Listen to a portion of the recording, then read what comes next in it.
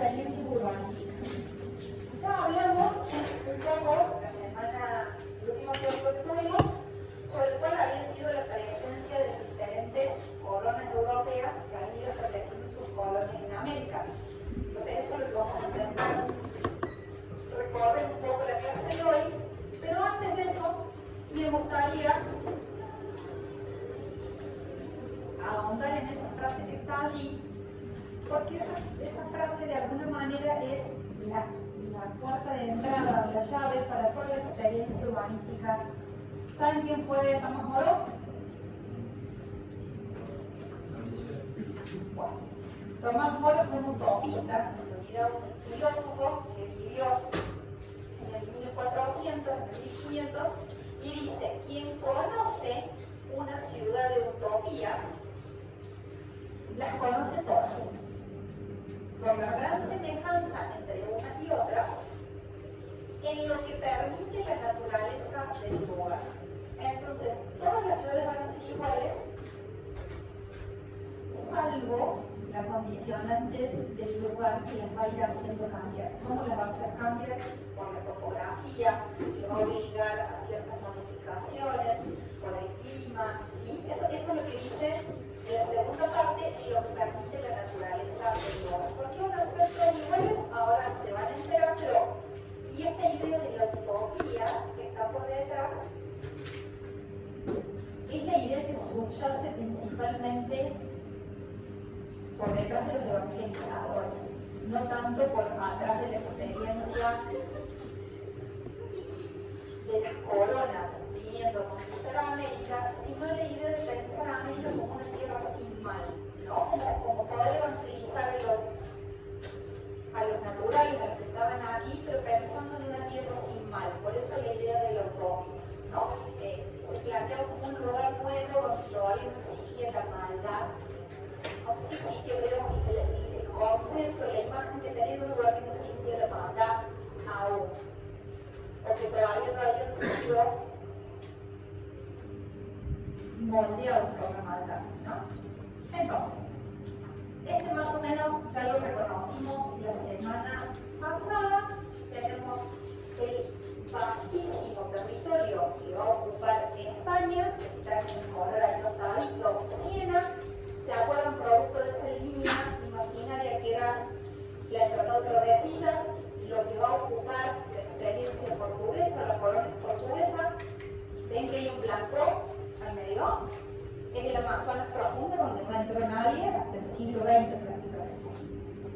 La experiencia británica sobre la costa del Atlántico, las 13 colonias, los holandeses que estuvieron un tiempito y después porque perdieron alguna guerra en Europa con Inglaterra, perdieron su dominio en América también, y finalmente habíamos dicho la experiencia francesa, que sea como las espaldas de las 13 colonias, pero aprovechando el sistema fluvial que de los grandes lagos sale hacia el Atlántico Norte y hacia el Golfo de México. Entonces vamos a intentar caminar un poquito por todo esto. ¿Qué pelota explica, no? Cuando se lo explica a ver que es sencillísimo y que es sumamente claro.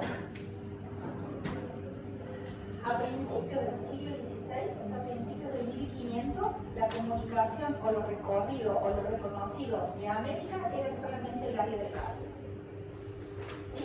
Entonces, el área del Caribe. Entonces, los europeos venían y solamente tenían contacto con esta parte de América, de ida, de vuelta, lo que fuera. Va avanzando el siglo y sucede aquello que creo que les mencioné, el estrecho del Istmo de Panamá era lo mismo, es decir, que el canal era solamente una porción de tierra muy angosta. Y entonces, ¿qué pasa? Se cruza caminando y entonces empieza el reconocimiento del Pacífico, pero teniendo que trasladar otra flota de otro lado. No, el barco no puede pasar de un lado a otro. Desde que llegan acá, desarman todo el barco, cruzan a pie y vuelven a poner todo en otro barco del otro lado para navegar el Pacífico. Y ahí sí en una de esas llega como quería Colón a las Indias por este lado. Fíjense que entonces el primer intento es de empezar a navegar el Pacífico. Aquí ya la ruta a principios del 17, o sea, en el 1600, la comunicación con España se consolida. Esta ruta también se consolida desde Panamá hasta principalmente el puerto de Lima y empieza el tránsito, como decíamos, hacia ese mundo oriental o lo que era principalmente a donde, si estamos hablando de españoles y portugueses, a las islas de Manila y a las islas de Filipinas, que también las Filipinas eran dominio español, ¿sí? Entonces acá hay algo que se llama la flota del Pacífico, todo un sistema naval que funciona allí. Y recién en el siglo XVIII, se va a hacer segura la ruta de navegación por el estrecho de Magallanes. Y se va a poder recorrer completamente, incluso se van a ir fundando muchas ciudades. Entonces miren cómo se complejizan las comunicaciones a mediados del siglo XVIII. Todo esto va a ser posible solamente con puntos habitados, porque no vamos a poder ir de un lado para el otro en el medio de la nada. Necesitaremos algún punto habitado que vaya dando provisión. Hay algún texto que estoy tomando, creo que es el de Locke, de la historia de América Latina, Locke y Stewart, que plantea algo más o menos por este lado. Los europeos eran urbanos. Los europeos que llegaron acá eran urbanos. Entonces no van a entender otra forma de vida que no sea urbana. Por eso van a tener esta necesidad tan fuerte de fundar ciudades para poder replicar en América su modo de vida en Europa. La sociedad europea del Renacimiento no es una sociedad rural, es una sociedad urbana. Entonces esa va a ser como su necesidad. ¿Para qué van a fundar ciudades? Como base de aprovisionamiento en toda esta aventura de descubrimiento, ¿no? Para poder ir teniendo lugares en donde abastecerse y aprovisionarse de todo. Como factorías comerciales o de intercambio,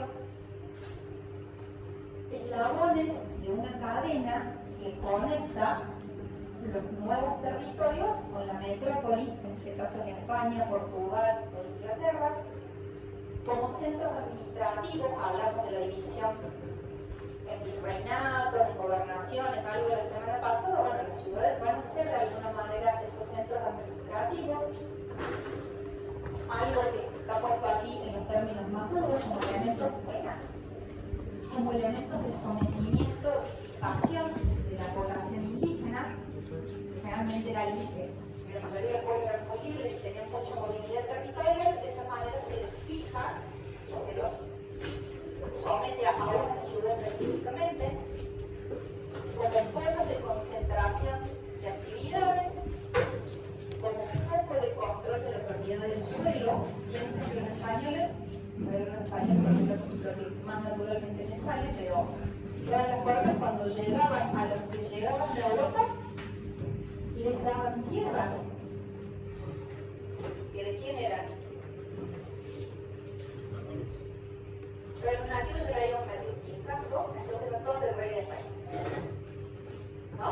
A los nativos ya habíamos dicho que había que evangelizarlos y había que salir de todo el mar y había que someterlos, había que fijarlos, había que evangelizarlos.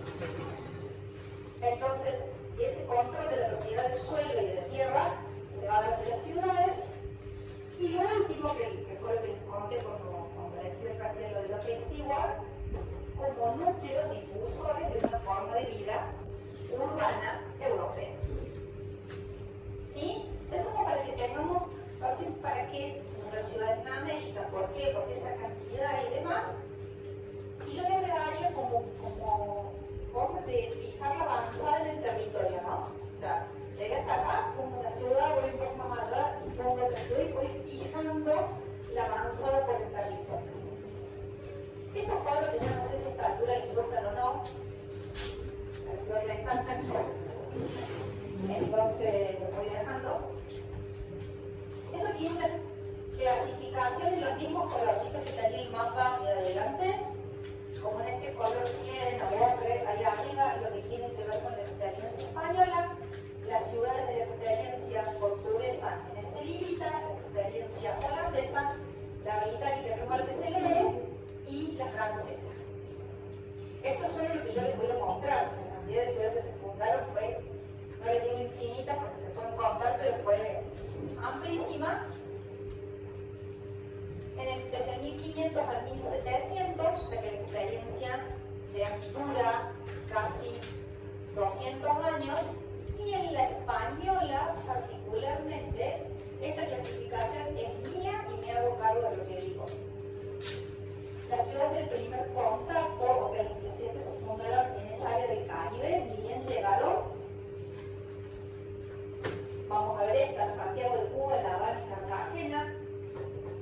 Las ciudades del encuentro, ese encuentro tómenlo como quieran, que van a ser las ciudades de México y de Cusco, también podríamos llamar las ciudades superpuestas, porque fueron el lugar donde encontraron grandes ciudades y los españoles se asentaron casi sobre esos mismos lugares, y un paquete enorme de ciudades que corresponden al concepto de ocupar, ¿no? Yo les decía, voy avanzando y voy fundando, voy avanzando y voy ocupando el territorio. Vamos a ver algunas nomás. Casi todas, fíjense que las que puse están en Sudamérica, estas están en Norteamérica, o sea, miren la coherencia temporal. Mientras llegaron, estamos más en América del Norte, y a medida que va avanzando el tiempo y va recorriendo el territorio de América del Sur, hasta por acá, y los portugueses que hasta también han fundado ciudades más tarde, y las otras colonias que llegan a América más tarde, entonces empiezan sus fundaciones incluso en otro tiempo. ¿Sí? Hasta ahí me entendieron más o menos las categorías. Vamos a empezar como hacemos siempre. Vamos a empezar por acá. Pero para eso, yo voy a volver a traer esta idea, ¿no? Vamos a empezar con España, yo voy a volver a traer esta idea de esto, que es lo que vimos la clase pasada. ¿Sí? ¿Se acuerdan? Los centros o las ciudades que ya existían en América, que repasamos algunas la semana pasada. Teotihuacán la vimos, Uxmal no, el Cusco lo vamos a ver con Machu Picchu, pero no importa. Digamos, esta idea de ese urbanismo centralizado, de este urbanismo de grandes espacios abiertos. ¿Y por qué estaban haciendo los europeos al mismo tiempo? ¿Qué estaban haciendo?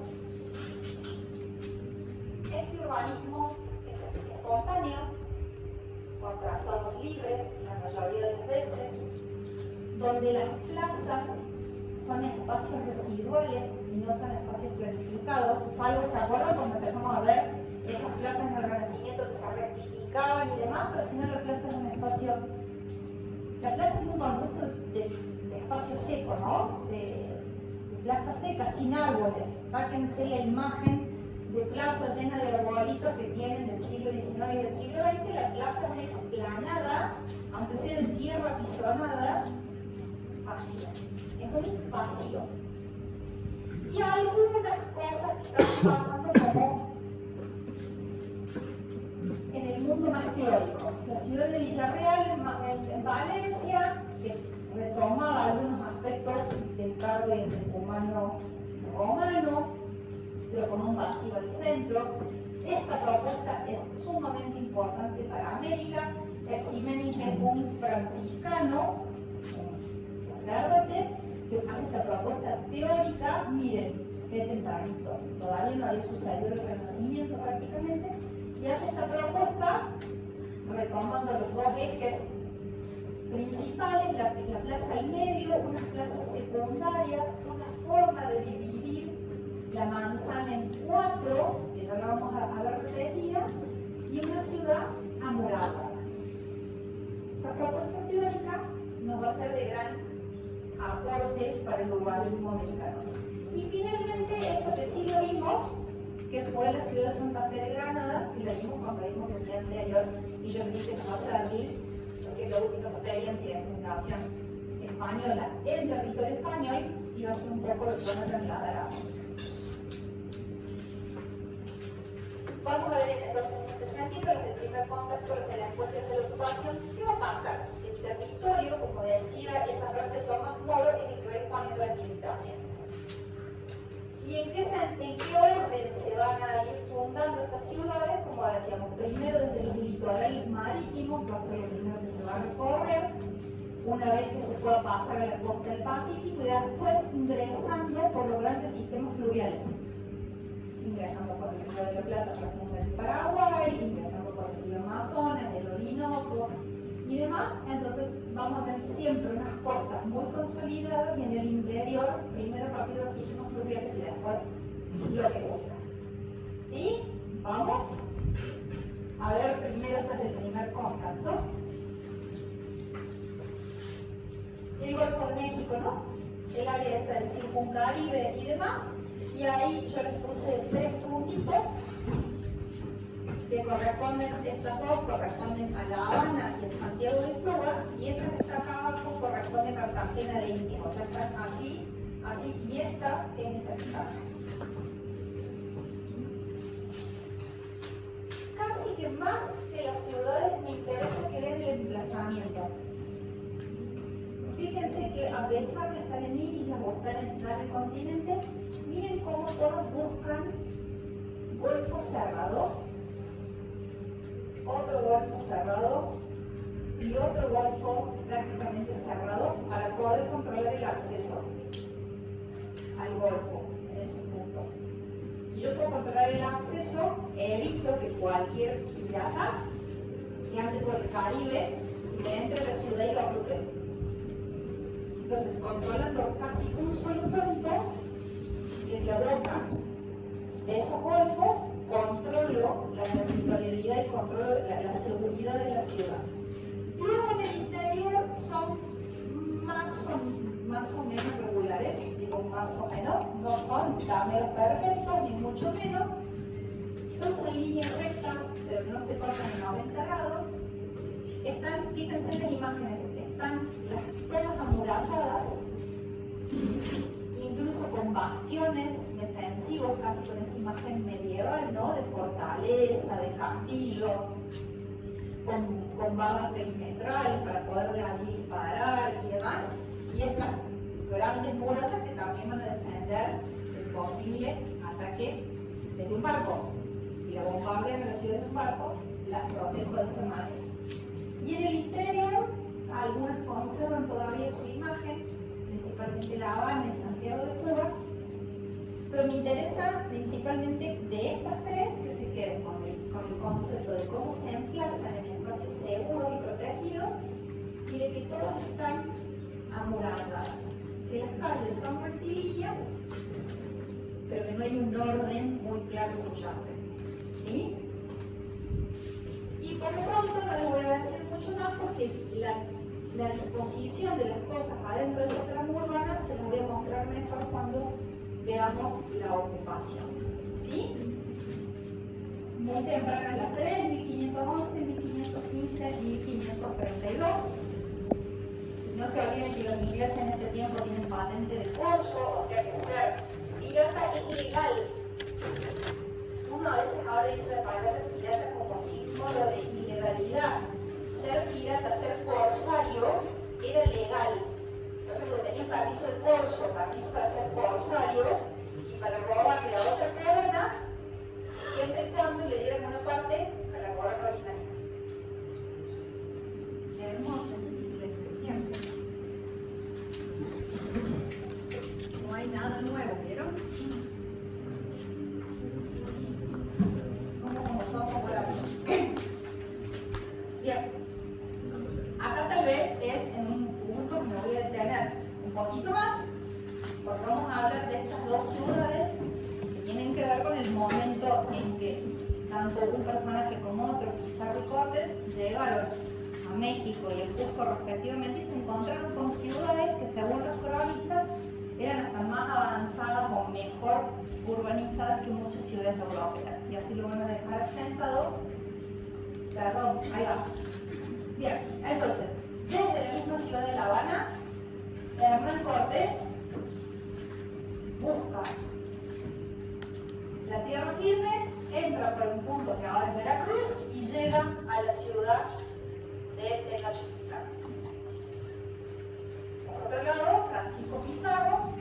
partiendo desde acá, pero principalmente desde la ciudad de Panamá, hace ese cruce, el conde recién, ¿no? De cruzar el istmo y volver por acá, recorre un tramo en barco, ingresa al territorio de la ciudad, a la altura de Tumbes, de allí a Cajamarca, y finalmente de Cajamarca al Cusco.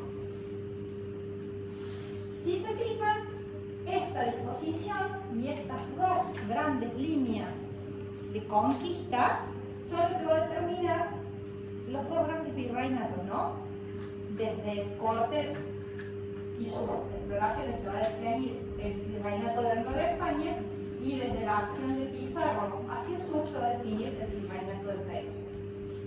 Fíjense cómo hay una concordancia o una coincidencia allí. Bueno, ¿qué dijimos? Porque habíamos repasado la semana pasada. Sí. ¿Cortés nunca pisa la península de Yucatán? ¿Nunca recorriendo por esa zona? No, Cortés no. Después lo que sigue, claro. Sí. Cortés no. Porque Cortés en realidad llega a Tenochtitlán y se instala como gobernador, ¿no? Y después sigue mandando a segundos a seguir con la exploración. Los dos van a tener la misma posición. Francisco Pizarro va a ir mandando a sus hermanos, a sus medios hermanos, a Almagro y a todos los demás, y él se sienta como gobernador a disfrutar de lo que... ¿A disfrutar? Bien. Vamos a entrar en eso, claramente. ¿Se acuerdan que habíamos dicho que esto estaba en el medio de una isla? ¿Sí? La isla estaba Tenochtitlán, estaba en el medio del lago Texcoco, que había unas calles de acceso, y de alguna manera esta pintura, no sé si se alcanza a ver demasiado desde por allá, muestra o recrea, ahí les saco la luz esa 2 minutos, entonces prendo nuevo, muestra o recrea cómo los españoles entran por esa calzada hacia la ciudad de Tenochtitlán. Es una recreación, pero va por allí. La ciudad con la que se encuentran es una ciudad alta, con una urbanización de alto desarrollo. Lo comentamos un poco la semana pasada, pero en este caso Cortés va a hacer lo que se llama tabula rasa, demoler todo, no dejar prácticamente nada y utilizar todas las piedras de lo que desmontó para construir lo nuevo. ¿Qué va a respetar? Que ese espacio, que era el espacio principal de los aztecas, el gran centro ceremonial al medio, con la pirámide doble, con el templo de Quetzalcóatl y demás, ese espacio lo va a resignificar como la plaza principal de la ciudad española. Y ya les muestro ahora a continuación cómo va a distribuir este espacio principal. Y en el resto, fíjense que va a conservar algunas calles rectilíneas, pero va a hacer un trazado nuevo, mucho más medido, más acorde a la forma en que entendemos nosotros las manzanas hoy en día. Entonces, si ustedes siguen esta lista, el lugar de asentamiento sigue siendo la isla en el lago Texcoco, los límites van a seguir siendo durante mucho tiempo el lago, van a demorar mucho tiempo los españoles en avanzar sobre el lago, irlo secando. El trazado va a ser un trazado de superposición, el crecimiento se lo va a ir dando, digo, para que puedan después ganar información por tener que hacer práctico, el crecimiento se lo va a ir dando esas arterias que van conectando a esas calles, que van conectando con la tierra, y los espacios de instituciones se los muestro ahora. ¿Hasta acá estamos? Bien. Lo que tienen abajo, este blanco y verde, es la ciudad española. ¿Sí? Las calles, como quedaron con el trazado español. ¿Alcanzan a ver que ahí dice catedral? ¿Sí? Y acá dice Zócalo. La plaza principal de México se le conoce como el Zócalo. Es muy grande, tiene más de 200 metros de largo. O sea, como si yo encerrara 4 manzanas, ese es el tamaño de la plaza principal de México. ¿Se acuerdan que habíamos hablado de esta cuestión americana de la vocación para el espacio abierto y de que los naturales de aquí, todas reunirse en el espacio abierto, tal vez es el elemento que más retoma lo local, que más retoma las costumbres locales. Entonces, pero miren, ahora, la catedral fue casi. Acá está el templo, acá estaba el templo mayor con la pirámide doble, y este es el templo de Quetzalcóatl, el templo del dios viento o de serpiente emplumada. ¿No? Miren dónde termina la cabecera de uno y dónde está la cabecera de la iglesia.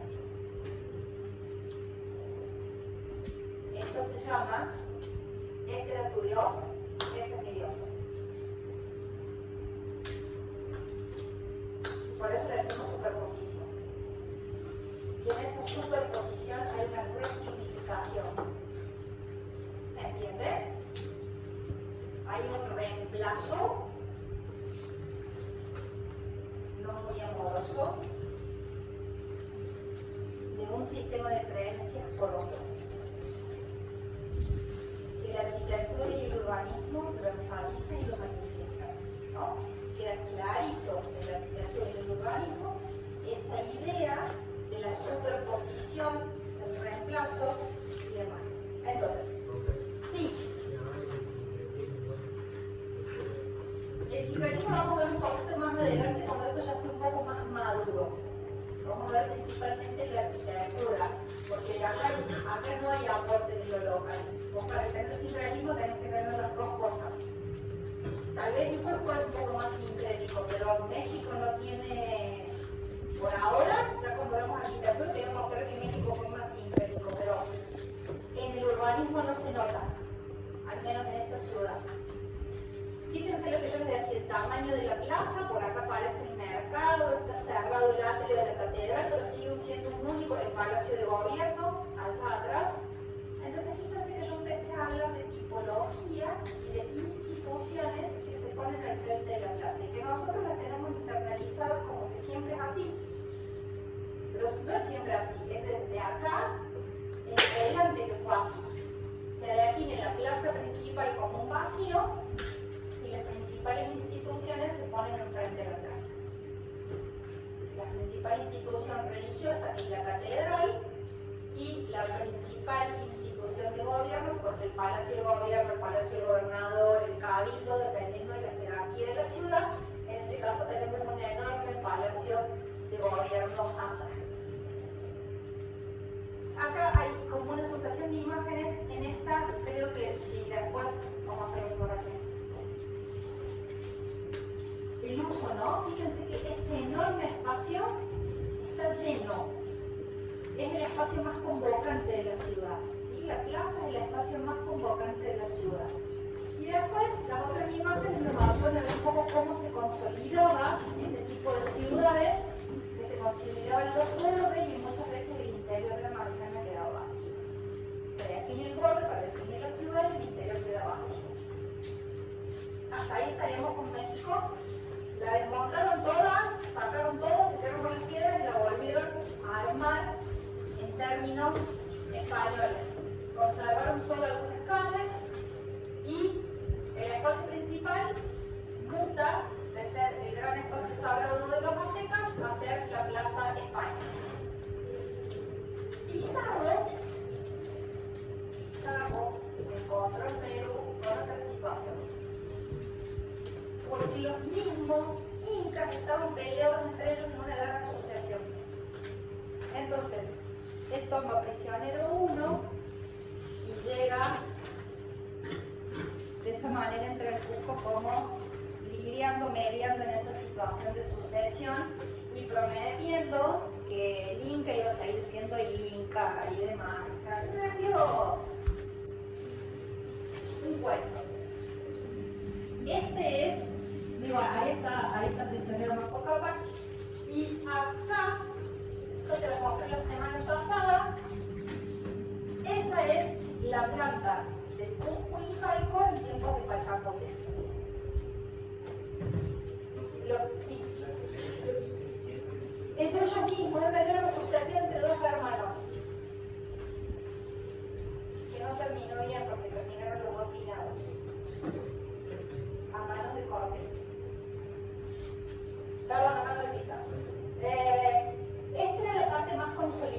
acuerdan que les había mostrado yo los espacios ceremoniales acá arriba, en el área de Sacsayhuaman, que es una colina que domina todo el paisaje? Es lo que está acá arriba.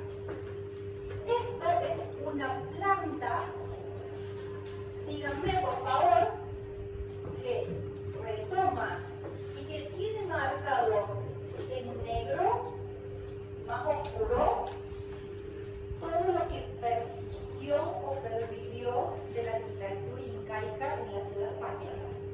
Un montón. ¿Ven la diferencia? En el otro lado tumbaron todo. Acá no. Acá el proceso sí tiene más de sintético, si querés, porque hay un aporte del asentamiento, entonces el lugar de asentamiento del valle. Los límites son más o menos, porque en realidad los dos ríos, el Guataná y el Putumayo, ya estaban incorporados. Lo que sí va a pasar es que esta enorme plaza, que se llama la Boca y Pata, en tiempos españoles va a ser dividida, porque era demasiado grande el espacio abierto, va a ser dividida en dos, esa plaza, y este puntito, que es esto que está acá, que era el Templo del Sol, el Colicancha, van a ver uno de los lugares donde más vamos a ver esta idea de la superposición. La trama y el trazado es el trazado incaico. No hicieron con el trazado prácticamente nada. Miren, principalmente miren las tres imágenes de abajo. Pervive o persiste una arquitectura incaica en la parte baja, y lo que fueron desmontadas son la parte alta y las cubiertas, que eran de madera y vegetales. Se completó con una arquitectura española. Entonces uno camina y todavía puede tener la sensación de estar en el Cusco incaico en algunos momentos. ¿Alguno tenía la suerte de ir al Cusco? Aunque sea mochila, no sé, no sé. Cuando uno está allá y escucha los chiquilines que andan haciendo turismo y vendiéndote una foto, qué sé yo, ellos te dicen esto. De acá para abajo, la ciudad de los incas.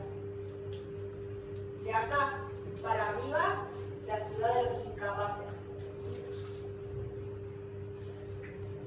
Eso dicen ellos, o sea, de la ciudad. ¿Por qué les digo lo de los incapaces? Porque esa parte blanca, en cada sismo que ha sufrido el Cusco, se va a ir abajo. Y el zócalo ha resistido siempre. Porque se encontraban las piedras, por la forma que está ligeramente taludada y demás. Estos muros originales han resistido siempre, y lo de arriba ha sido renovado un montón de veces. Cusco es un lugar muy sísmico, piensen que su principal devoción religiosa es Nuestro Señor de los Temblores. ¿Sí? La gran procesión es para Nuestro Señor de los Temblores. Es fantástica la procesión, muy española, muy dramática. Les decía yo, la plaza, que fue achicada porque era demasiado grande, y fíjense, sigue siendo enorme, sigue siendo una plaza de enormes dimensiones, lo que era la plaza incaica, era mucho más grande todavía, pero acá entonces sí es claro, plaza por plaza. Aunque la achicaron, es plaza por plaza. El espacio principal siguió siendo el espacio principal. Y van a aparecer instituciones nuevas. La catedral que me queda a este lado, la iglesia de la Compañía de Jesús que me queda por este lado, y la parte de gobierno me queda como la parte que no sale en la foto, ¿no? Y esto, me vuelvo un segundo, que el antiguo Templo del Sol, el Colicancha, que tenía todo este espacio abierto como espacio ceremonial para que la gente se ubicara allí en la ceremonia del Inti Raymi. Ese muro, uno de los que ustedes ven ahí, dicen que estaba recubierto ese muro, no lo completamente. Entonces, en la fiesta del Sol, ¿no?, que es su principal divinidad, allí reflejaba en ese muro de oro, se hacía la gran ceremonia, la gran celebración con toda la gente ubicada acá abajo en ese gran espacio abierto. Esto estaba muy lejos para que fuera la catedral de la plaza, ¿no? Y era como les mostré yo, la catedral está por acá y este templo está por acá abajo, en realidad. Entonces le asignan ese solar o ese terreno a la orden de Santo Domingo. la iglesia se arma al revés, se entra por aquel lado y el muro que tiene el altar cristiano queda superpuesto con el muro que estaba revestido en oro, que tenía que ver con esa significación de Dios solo. Entonces acá la superposición está a la vista, no se desmontó todo, pero es muro por muro, altar por altar, ¿no? ¿Me entienden? ¿Entienden si quieren la brutalidad del hecho también, ¿no? Bien. Eso sería, entonces, vamos a hablar de estas dos que tienen que ver solamente con el sentido de encuentro entre comillas, posibilidad por superposición, son estas dos, no tenemos más. Y les voy a mostrar a otra velocidad, porque en estas me tomé como mucho tiempo, a otra velocidad les voy a mostrar estas que están aquí, ¿sí? Pero antes de entrar a cada una de las ciudades, me voy a detener ahora sí en mostrar cómo fue el plan sistemático de fundación. Se van a dictar en España unas ordenanzas de Felipe II, que se van a conocer como leyes de Indias, y en esas leyes de Indias se va a describir, así como si yo estoy leyendo una descripción muy tediosa y muy aburrida, con letras, sin un solo gráfico, se va a describir cómo tienen que ser las ciudades. Entonces, el gráfico que ustedes tienen acá es una interpretación de eso que está escrito. Dice, la ciudad tiene que estar de tantas manzanas por tantas manzanas, la manzana tiene que tener tanto por tanto, la calle tanto por tanto, el medio una plaza, eso todo dice escrito. Entonces, cuando uno se pone a dibujar con cabeza de arquitecto, eso que están leyendo, el resultado es más o menos esto. Una ciudad que tiene que estar trazada con una retícula de base, con calles rectilíneas, al centro la plaza, las 4 calles que llegan a la plaza, como veíamos en la propuesta de Ximenes o como veíamos en la urbanística romana del Castro y el Tucumano. La ciudad tiene que tener, puede ser ronda, muralla, empalizada, cualquier cosa que la proteja dependiendo de su situación de riesgo. Al frente de la plaza ya dijimos el templo mayor, las casas reales, marca plazas menores y le asigna manzanas completas a las parroquias o a los conventos. Y dice que cada manzana, en esta abundancia del territorio americano, en esta enorme expansión que tiene América, a cada una de las manzanas se les iba a dividir en 4. O sea, los lotes que le dan a cada uno de los fundadores es un cuarto de manzana. ¿Entienden que son enormes los lotes, no? O sea, un cuarto de manzana. 25 por 25, porque de acá saldrán nuestras manzanas de 110 metros, porque son de 100 varas por 100 varas. Entonces, más o menos eso es lo que dice la ordenanza.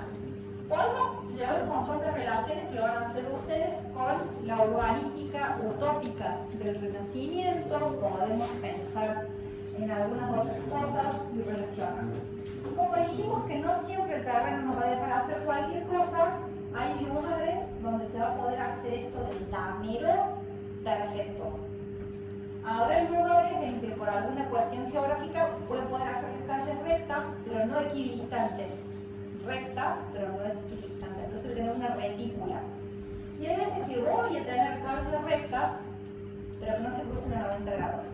Porque hay un canal, porque hay una acequia, porque hay un accidente geográfico, por lo que sea, voy a ir moviendo los ángulos aunque las calles sean rectas.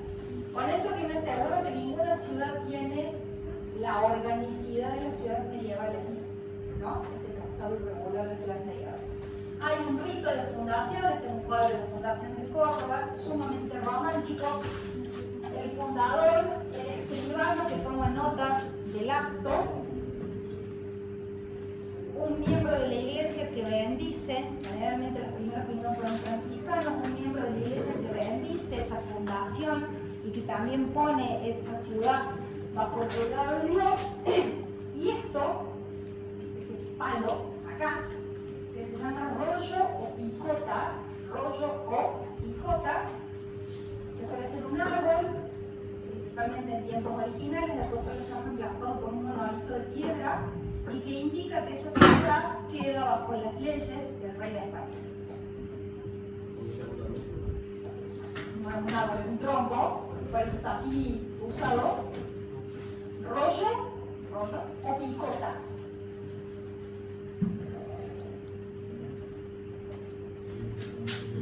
Bueno, ahí abrimos un poquito lo que dijimos de llevar esto de la teoría a la realidad. Esta en realidad es la planta de la ciudad de Córdoba, la planta fundacional.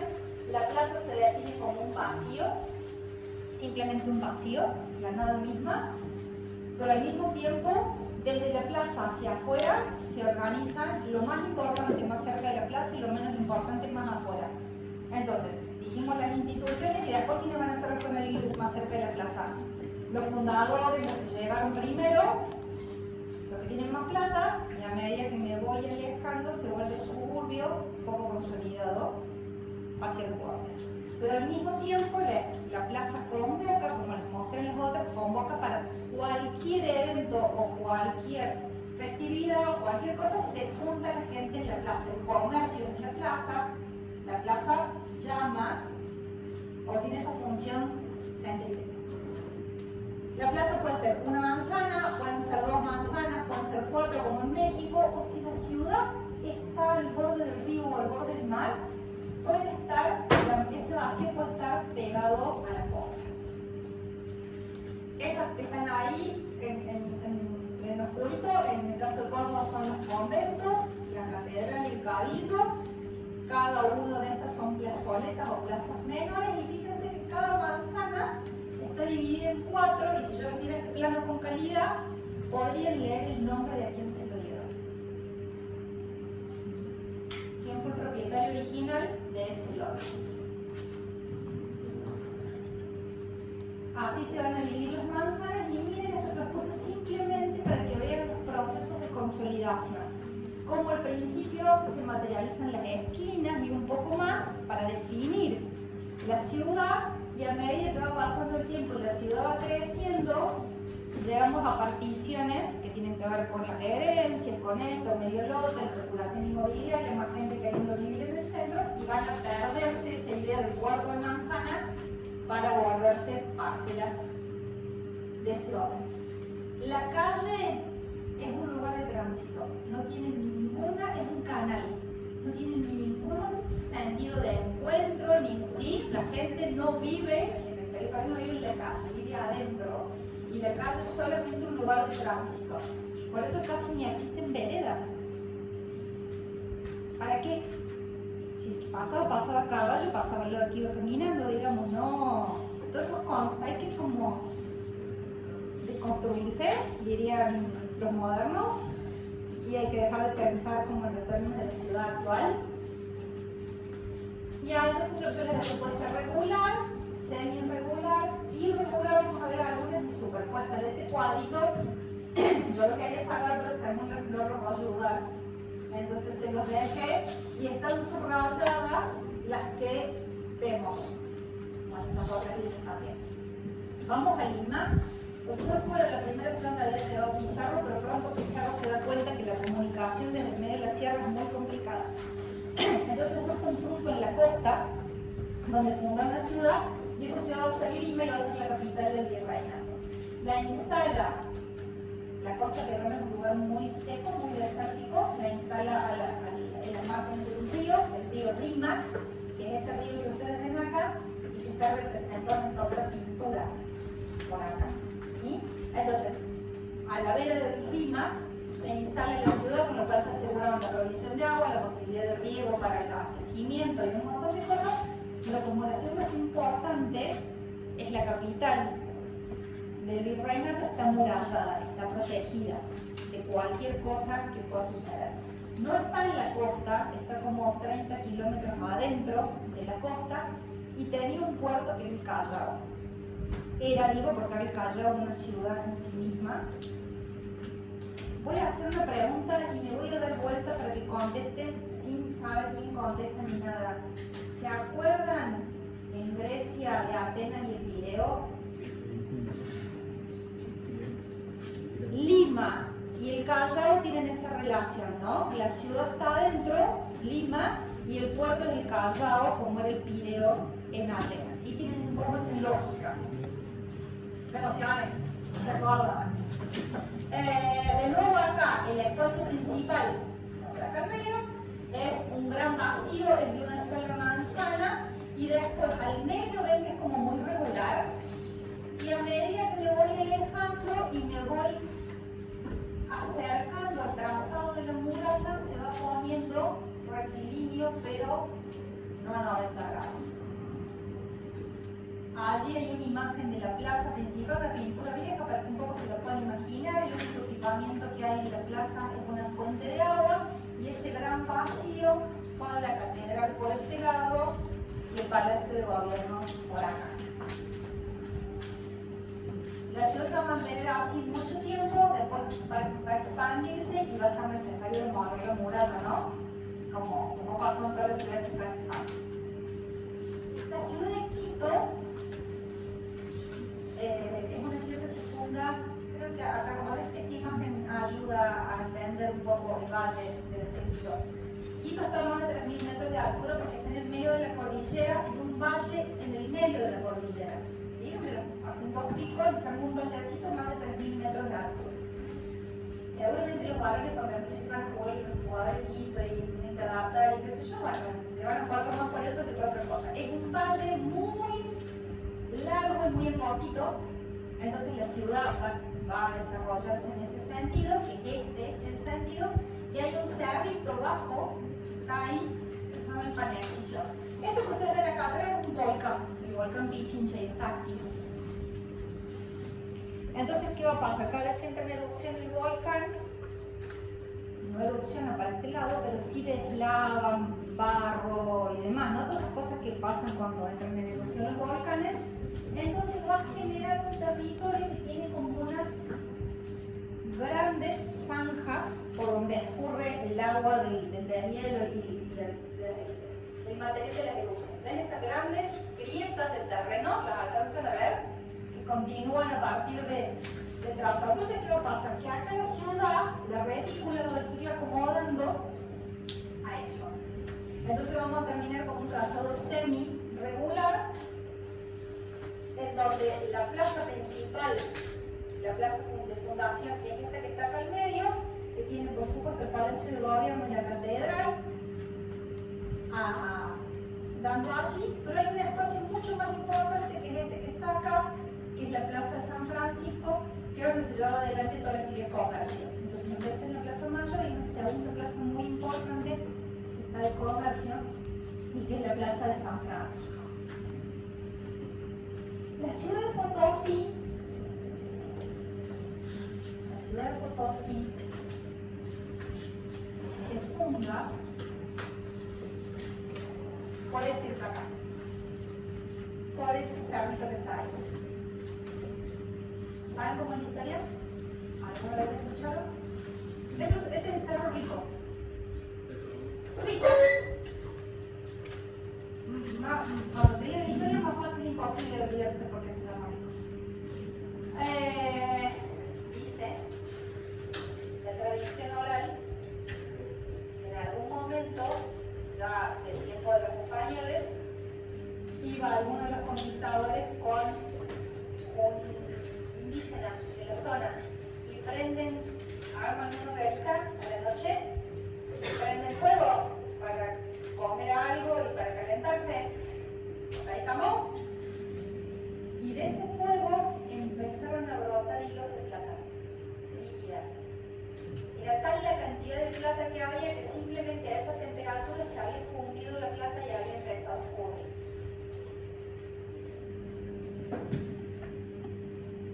¿Tiene su cuota mitológica? Sí, pero era mentira, no.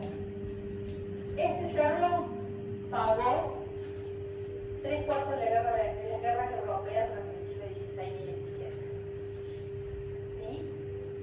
De este cerro salió la plata más pura de Sudamérica y todavía sigue teniendo. O sea, fíjense que lo vienen sacando. Hace 400 años y todavía tiene vetas activas en Cerro Rico. Entonces, la ciudad que se funda ahí para poder explotar explotación minera. Entonces la ciudad tiene un centro muy ordenadito, muy de damero, ¿no? Lo ven ahí, la plaza, la catedral que debe estar de este lado y demás, un centro muy ordenadito, muy de retícula y demás, pero cuando se va acercando a los bordes y se va acercando a las montañas, se empieza a poner irregular. Porque también en esos bordes están los ingenios de procesamiento de la plata, ¿no? O sea, todo lo que tiene que ver con el procesamiento de la plata, la limpieza, la fundición y demás. Entonces, bueno, ahí hay un par de imágenes que hablan de eso. La ciudad de Potosí llegó a tener más habitantes que París en el mismo momento histórico. O sea, para que se den una idea de lo que significó la ciudad de Potosí para América, y ven cuando nos vamos alejando de esta parte ordenada, empieza a aparecer esta cosa más serpenteante o más irregular. ¿Y acá? ¿Qué pasó? ¿Alguna vez la vieron a esta? Pequeño problema, ¿no? Hay uno que dice que venía de allá y se llama Núñez del Prado, y otro que salió de Chile para acá y es Francisco de Aguirre, y uno fundó el barco 1, el otro fundó el barco 2, el otro fundó el barco 3. El barco 3 está más o menos a la altura de la banda, de aquel lado, porque el río corría más allá. ¿Estoy bien con la geografía? ¿El río está acá? El río corría mucho más allá, entonces la ciudad estaba de este lado, pero el río estaba más allá, entonces más o menos a la altura de la banda estaría el barco 3. Hasta que en algún momento este litigio dará por zanjada la cuestión. Aguirre venía a fundar para Chile, no para Perú. Y Núñez del Prado venía a fundar para Perú. ¿Sí? Este litigio es el que va a terminar definiendo a quién le corresponde la ciudad. No puede ser posterior, pero va a definir a quién le corresponde la ciudad finalmente. Y ahora para Perú. No para Chile, sino que va para Perú. Bueno, estas son cositas que anduve yo jugando en algún momento cuando empecé a... Por acá también hay algunos autores que lo ubican por acá. No sé qué pasa. Más al sur, barco 3. Lo que sí estamos seguros es que ya siendo Santiago del Estero, o sea, ya habiéndose sentado la ciudad como Santiago del Estero, se movió 3 veces del lugar, siempre por culpa de Dulce, que se la llevaba puesta. Entonces, una estaba por acá, y estas son las últimas dos, y esta es la definitiva. Con las acequias, con los canales de provisión de agua que venían desde el río, y fíjense, esto es lo interesante porque desde esta a esta, ¿no? Desde esta trama a esta trama, las manzanas son las manzanas de Santiago del Estero fundacionales, la cantidad, y esa es la proporción del rectángulo. Por acá también la roca. ¿Sí? Entonces San Francisco, la iglesia de San Francisco, en la roca, era en esta ciudad lo que estaba en uno de los bordes. Y cuando se mueve más acá, sigue quedando adentro de la otra, pero ahora siendo el otro borde externo. ¿Sí? ¿Se entiende? Entonces esta acequia iría más o menos por donde iba la roca, y esta acequia va más o menos por la Belgrano. Eran las dos acequias de provisión de agua de la ciudad. Es una más de la ciudad de la ocupación, el mote de madre de ciudades que se han sabido conseguir. Había otras fundadas antes, pero bueno, no vamos a decir no vamos a dejar a los santiagueños que vayan chochos por la vida diciendo madre de ciudades. Este plano no es tan viejo, pero me permite de alguna manera mostrarles ese trazado, ¿no? Que en algunos casos es bastante rectilíneo, en algunos otros se va adecuando, el canal de riego, el otro por allá arriba. Hay algunos trabajos interesantes de una arqueóloga que ha excavado en el parque Alice del Parque y encontró los restos de la anterior traslación. Entonces, siempre se construyó con adobe, porque que venía el río se llevó todo. Y estos dos grafiquitos me parece que explican bastante bien cómo era toda la parte de la subdivisión de las tierras, de la acequia y del riego, y esta otra que muestra un poco ya de la ubicación actual de la plaza. Pero sigue siendo, y esto es una cosa, esto está en el archivo de Indias. Este plano sí es de Santiago del Estero de 1700. Sí les muestra cómo estaban parceladas y cómo estaban ocupadas las manzanas de ese sector. Ese lo superpuse yo, digamos, más o menos tirándolo. Pero sí les muestra cómo estaban ocupadas. Están bien densas alrededor de la plaza y a medida que me empiezo a alejar, las manzanas están menos consolidadas en cuanto a construcción. La ciudad de Córdoba, que viene como en el orden un poquito después, se las expliqué de alguna manera cuál es la particularidad de Córdoba, que está metida, aunque no lo lea, no se lea ahora, entre medio de unas barrancas. Entonces tenemos un río, que es el río Primero, y una acequia o un arroyo natural que es la Cañada. Pero esta me parece interesante para mostrar la imagen de plaza seca, ¿no? Esa idea de que la plaza no hay un árbol, no hay nada, es una plaza seca. Ahí está la catedral, acá está el cabildo, y esa les muestra un poco cómo era esa arquitectura del periodo colonial. No se la voy a volver a explicar, pues se la explica hace un ratito, pero para que se den una idea. ¿Algunos han estado como algún tiempo significativo en Córdoba? Estas líneas, estas barracas que yo marco, que señalo, estamos adentro de un... ¿Viste cuando vos venís por Buenos Aires y bajás al centro? Tenés el Boulevard San Juan de un lado a una altura y del otro lado de la otra. Esa es la barranca, que está antropizada. Está construida, pero esa es la línea de la barranca del sur. Hay barranco para el norte también. Digo, lo que parecía límite después se define como tal. Buenos Aires es interesante, porque Buenos Aires, les dije, la primera fundación en 1536 fracasó. ¿Les gusta leer?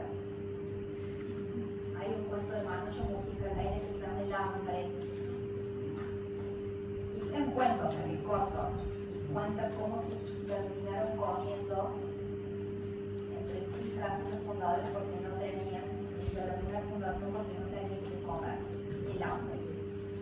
La segunda fundación será más exitosa, pero que hará esperar 50 años, 1580, para la segunda fundación de Buenos Aires. De esa primera no quedó nada, con actos murieron todos, no quedó nadie ni siquiera casi para contarlos. Pero acá, ¿qué pasa? Acá se da esa situación que les mostré recién de que la plaza está tirada a la costa. ¿Qué cosa? Vieron que les dije que cuando la ciudad está sobre un río, puede la plaza desplazarse, para la redundancia, que estoy diciendo, puede moverse hacia la costa. En el caso de Buenos Aires no estaba amurallada, tenía solamente un fuerte, que estaría abajo donde está la Casa Rosada, el fuerte de la ciudad de Buenos Aires, y la plaza, en una plaza doble, ¿sí? Eran dos casas con una recoba, por eso son dos manzanas, con una recoba comercial al medio. El comercio, empieza en Buenos Aires como llueve bastante y demás, la plaza de barrito, tierra pisonada, para proteger un poco esa actividad del comercio y que pudiera darse durante todo el tiempo, se hace esta recoba que divide la plaza en dos, allá atrás el cabildo, la catedral, casi siempre otra vez sin terminar, porque la vamos a terminar recién en el siglo XIX, el fuerte, sí, los elementos más importantes alrededor de la plaza, y la posibilidad en el caso de Buenos Aires, en esta pampa, de extenderse hacia el infinito. Hacia el río no va a poder crecer, pero hacia los otros lados, Buenos Aires se va a extender hasta el infinito. Se van 10 minutos, 15 como mucho.